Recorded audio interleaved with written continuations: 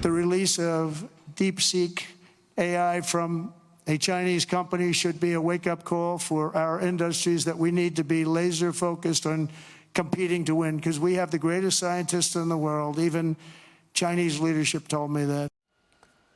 President Trump speaking on China's new AI model, DeepSeek, as it threatens to undo dominance in the sector from the United States. It became the most downloaded free program on the Apple App Store yesterday, knocking rival ChatGPT out of the top spot. Fox Business also confirming that DeepSeek will not respond to any questions related to the 1989 Tiananmen Square protest, the Uyghurs, slave labor, or whether Xi Jinping is a good leader. Will not answer. And then when asked about Taiwan, DeepSeek said it is a, quote, inalienable part of China. Joining me now is Ask Sage founder and former Air Force and Space Force Chief Software Officer Nicolas Chaillan. Ask Sage is a generative AI platform used for both government and commercial purposes. Nicolas, thanks so much for being here this morning. Thanks for having me. And you say that DeepSeek is the next CCP-sponsored weapon after TikTok. Tell me more. Yeah, it's pretty obvious. I was the first government official to call for the ban of TikTok. And what you see now is the CCP using the data collected with TikTok to now use this to train their AI models, of course, with the baked-in bias that the CCP wants to push across the world. And so, as you can see now, this new app that's been downloaded now, hundreds of millions of times, is the next weapon for the CCP to be able to control not only information, but also disinformation. And the White House AI and crypto czar, David Sachs, responded, saying DeepSeek shows how the, quote, AI race will be very competitive, and that President Trump was right to rescind the Biden EO, which hamstrung American AI companies, without asking whether China would do the same. One of DeepSeek's research papers revealed it used about 2,000 of NVIDIA's H800 chips from 2022, and they were designed to comply with U.S. export controls, Nicolas. So they used these chips. They were designed to adhere to the export controls, and they're still winning? Explain that. Well, number one, don't forget that the CCP loves to lie about numbers, right? So, number one, we know that they have 50,000 H100s, right? That's billions of money spent on the most recent GPUs. So let's not forget that this is probably not accurate. Number one. Number two, what you see with these models is they have completely created a new way to train models, which is way cheaper and way more efficient. And they open source that to the world, so now anyone can take this research and apply it to their own training models. And so that's what you see now with companies like Meta and Google and OpenAI creating workrooms, really putting a bunch of engineers to figure this out. And now that they realize, wait, there's a way to do this in a more efficient and inexpensive way.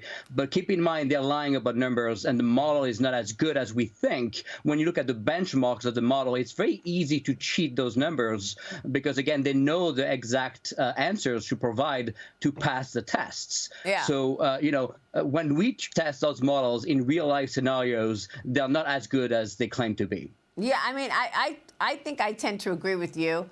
I mean, what is that saying? Fake it till you make it? I mean, I think that this chip obviously has, more strength than people expected. Maybe, it is better than people expected. But I'm not buying all of this hype over it. And the fact that they're saying it took $5.6 million to develop also seems to me to be wildly just, made up.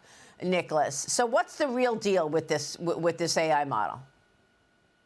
Well, what's even more frightening is the fact that the Department of Defense for the last 4 years has failed to innovate and embrace AI. They've been spending so much money, billions of taxpayer money, in DEI and ethics AI research instead of, finding a way to use AI for warfighting purposes. And so that's a big deal. You've seen the Biden administration failing at innovating. We pushed back in March 2023 Gen AI models with OpenAI, Google, Google, Meta, and all the U.S. companies into the DoD. But yet, except a couple of teams with the U.S. Army innovating, you've seen the Air Force instead spending $15-20 million building their own AI capabilities in a vacuum, spending a bunch of taxpayer money, wasting it instead of using readily available commercial solutions. That's been a big downfall. We're not going to win this war against the CCP if we don't partner together. And, that goes also with XAI from Elon Musk and OpenAI working together to now have a united fight against the CCP. That's just unbelievable. I mean, the amount of money wasted in the last 4 years of these things to be politically correct, as opposed to understanding the national security threats this country faces. It's just beyond. It's incredible. David Towell, you want to jump in? Go ahead, sir. Yeah. So with respect to your skepticism about the capabilities of the folks in China, remember, this was developed by a bunch of hedge fund bros. That this is not their full-time job. So their ability to go ahead and attack something so challenging and so difficult in such a quick amount of time with such little money, your skepticism, I think, is very well founded. In terms of the sell-off yesterday in the markets, imagine if OpenAI was a publicly traded company, what the downdraft on that stock would have been. I'm sure Sam Altman is dealing with a number of calls today and yesterday to go ahead and explain to his investors exactly, what challenges DeepSeek presents. And by the way, we haven't talked at all about Alphabet. They have their own AI module by the name of DeepMind. And, they're in this race as well. So frankly, yes, to come back to your skepticism around this, I think, U.S. innovation and ingenuity is certainly really strong. And the ability of the Chinese to go ahead and lap us, I think, is certainly skeptic. Well, Nicolas, final word here from you. I mean, I think that Xi Jinping is a lot weaker than people understand right now, physically, as well as the perception of the people in China. And so, they're also trying to beat us to space, right? President Trump says he wants to go to Mars between the end of his term. He said Elon Musk is going to help him do that. Your thoughts? Is that realistic?